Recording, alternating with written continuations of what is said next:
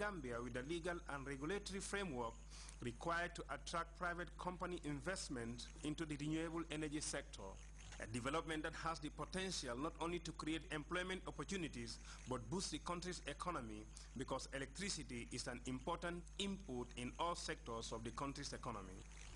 Today, the Gambia has no choice but to be innovative in the renewable energy sector to make sure that the Gambian population has access to an affordable and sustainable energy necessary for the long-term development of the country. This convergence sees the success of the project is already looming, since the Gambia, under the leadership of President Jammeh, has taken countless steps to modernize the country's electricity system. This recent innovation is yet another piece in that drive. The renewable energy project currently being implemented is co-funded by the GEF, UNIDO, EU, EI, /PDF project, and the project developers from the private sector. And we're glad to see some of them in our midst today. To strengthen the private sector investment, however, the Ministry of Finance plans to establish a new unit which is going to be responsible for public-private partnership, and this new unit should be operational by 2013. The success of this innovation would not only provide electricity power that is adequate, reliable, and affordable by all Gambians, but consequently reduce the country's dependence on high instability oil prices, a situation a list of other third world countries is currently enduring. Louis Mendy, GRTS. Agricultural extension workers from across the country have undergone a week-long train-the-trainer workshop on seed production and quality assurance. The capacity building program is the product of a partnership between the West African Agricultural Productivity Program (WAP) and the National Agricultural Research Institute. Samuel Barr has more.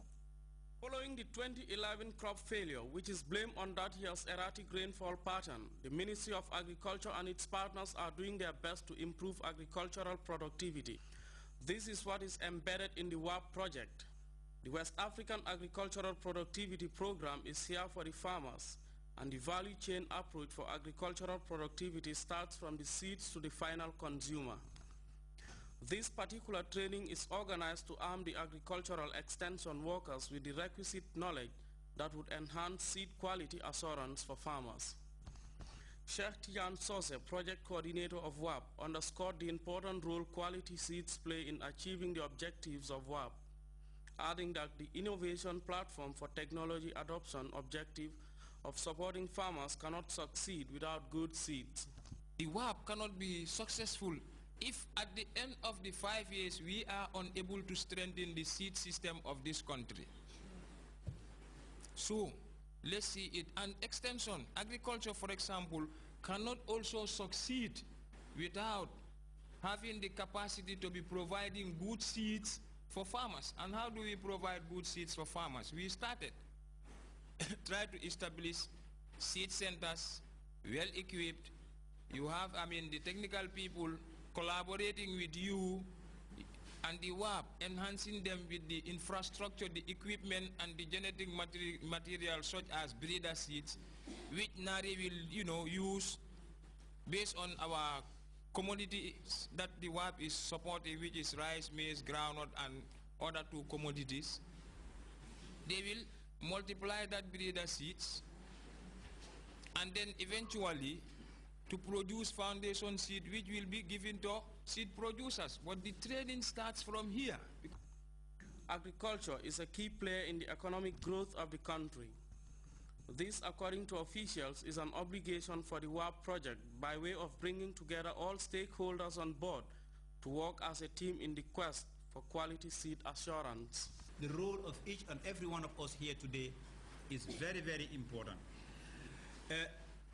You will be planning during the next 5 days. You will be going through systems of how to keep that quality assurance in place, how to maintain that quality assurance in place. Sertijan, the project coordinator, has also said that there was a gap between research and extension. And to bridge that gap, said earlier that in the mechanisms created under the CADEP, you have the IAR4D, which is a mechanism for attaining the objectives we've set ourselves under the CADEP. The WAP project saw an increase in the number of seed production centers across the country, and training field workers on quality seed assurance is seen as a major step in enhancing agricultural productivity. Samuel Ba, GRTS. The Brazilian government has donated 500,000 metric tons of rice as relief aid to victims of last year's crop failure. Louis Mendy was at the handing over ceremony, and he reports the intervention was channeled through the World Food Programme as part of the UN emergency response to the crisis. And 66,667 bags of rice to feed 206,000 people for a period of 2 months. A statement from the head of the Brazilian diplomatic mission based in Dakar says Brazil is pleased to help Gambia at this time the country is in need.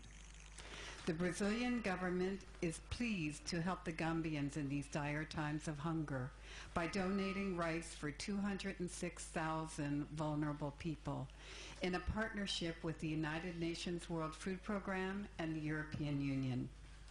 Fighting this problem has been a priority for us for the last years, as the Zero Hunger program demonstrates.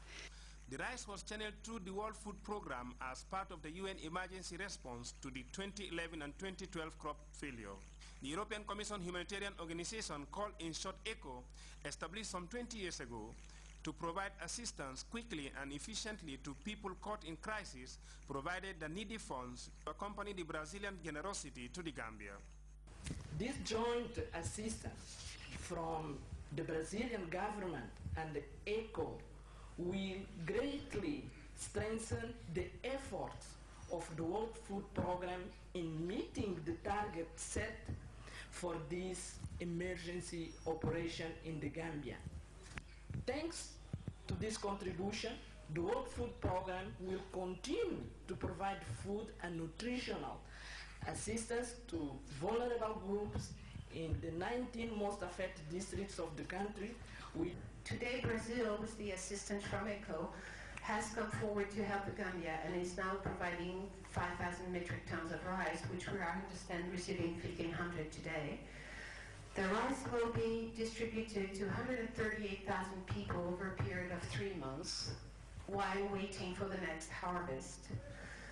The current situation in which the Gambia finds itself with more than 200,000 people considered to be at serious risks, of which 25,000 are children. Abdul Koli, the Minister of Finance and Economic Affairs, said the donation came at the right time. He described the new emerging partnership between Banjul and Rio de Janeiro as a good example of the South-to-South cooperation. Attaining food self-sufficiency and ensuring food security for our people is a key objective of the government of the Gambia, and this is amply reflected in our agricultural and national development blueprints, that is the Gambia National Agriculture Investment Program, GNAIP, and the Program for Accelerated Growth and Employment.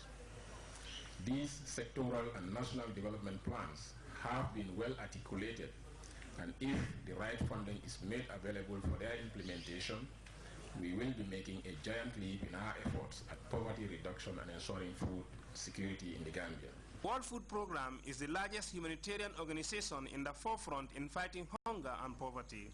Therefore, with this Brazilian donation and that of others, the World Food Programme will continue to be better equipped in helping reduce Gambia's vulnerability to the impact of future crop failure, and to build nations where children are not only protected from malnutrition but enjoy healthy physical and mental growth.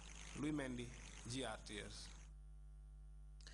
Well, you can monitor GRTS Radio live on our website, and that's on www.grts.gm. Time now to take our first break. When we come back, we'll take a look at the international news. Stay tuned in.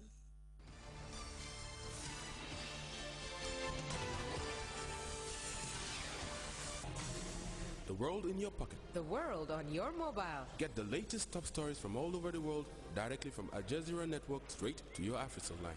Breaking news, political news, and sport news. Be the first to get the latest on everything happening around the world by SMS on your AfriCell line. To subscribe, Type SUB and send it by SMS to 7272. And stay up to date with the latest news from Al Jazeera Network. All the latest news stories